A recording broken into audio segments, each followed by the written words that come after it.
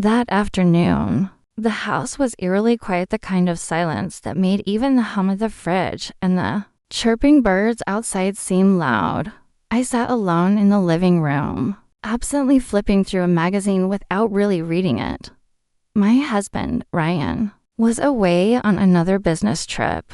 I know. I was used to it. But today, the emptiness felt heavier than usual. I glanced at my phone, hoping for a message or call. Nothing. The silence only emphasized how predictable my life had become. Routine had once been comforting, but now it felt more like a cage. I loved Ryan, or at least I thought I did, but over time, things had shifted. Passion had faded into comfort, and comfort had settled into complacency. The sudden sound of a car door shutting snapped me out of my thoughts. Peeking through the window, I saw my nephew, Lucas, walking toward the house. He was Ryan's younger brother's son. When I opened the door, Lucas greeted me with his usual confident smile. "Hey, Lucas, what brings you here?" I asked, masking my surprise. "Uncle Ryan asked me to grab some documents he left behind," he said, his eyes gleaming with charisma. "Hope it's not a bad time." "Not at all. Come in." As he stepped inside, I noticed how effortlessly he carried himself, bringing a certain energy into the room. He tossed his bag onto the couch and glanced around. "Nice place, as always. You've got great taste, and," I chuckled, shaking my head, "flattery won't get you out of trouble." "What documents are you looking for?" Lucas shrugged. "Something about property papers, I think." As he headed toward the study, I found myself reflecting on how different he was from Ryan. Lucas was spontaneous, charismatic, and unapologetically self-assured, qualities that had been missing from my life for a long time. I shook off the thought, feeling a little ridiculous. He was family, after all. When he returned with the papers, I caught a glimpse of a tattoo on his forearm. Lucas noticed me staring and smirked. "You like it?" he asked, amusement flickering in his eyes. "It's interesting," I replied, a little embarrassed. We sat down and started chatting, laughter filling the room. Lucas's stories were lively and full of humorous, stark contrast to the monotony I had grown used to. For a moment, I forgot about everything else: my husband, my responsibilities, the unspoken rules that had shaped my life. It was just Lucas and me, sharing an effortless connection I couldn't quite define. As he leaned back on the couch, his gaze lingered on mine a second too long. There was something about the way he listened, truly listened, that was both disarming and intoxicating. At one point, he reached for a glass of water on the coffee table, and our hands brushed. The touch was brief, but it left a lingering warmth. I pulled back instinctively, laughing it off, but I could feel the heat rising in my cheeks. "You okay?" Lucas asked, studying me with an intensity that made my heart skip a beat.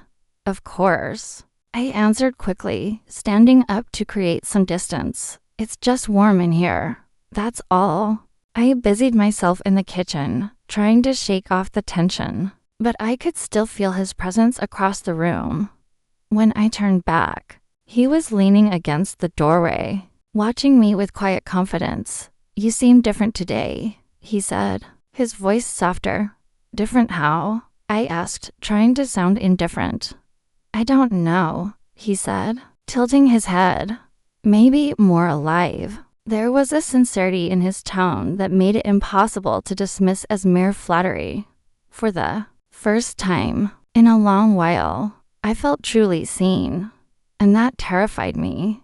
"Lucas, you should probably go soon," I murmured, more to myself than to him.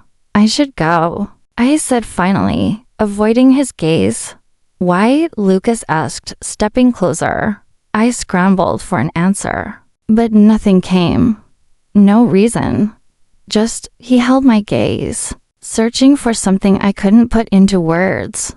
Or maybe I could, but I wasn't ready to admit it. The air between us was thick, heavy with unspoken thoughts and emotions we both refused to acknowledge. Lucas was too close now, and I felt my resolve slipping. "This isn't right," I whispered, more to myself than to him. "I know," he said, his voice low and steady. "But doesn't it feel right?" I looked up at him, my heart pounding. For a moment, everything else disappeared. It was just us, caught in a moment that felt both impossible and inevitable. Lucas reached out, his fingers grazing mine. I didn't pull away. The room felt smaller, the space between us vanishing as if it had never been there at all. My mind screamed at me to stop, to step back, to think about the consequences. But I couldn't move. Just as the tension reached its breaking point, the sound of the front door opening shattered everything.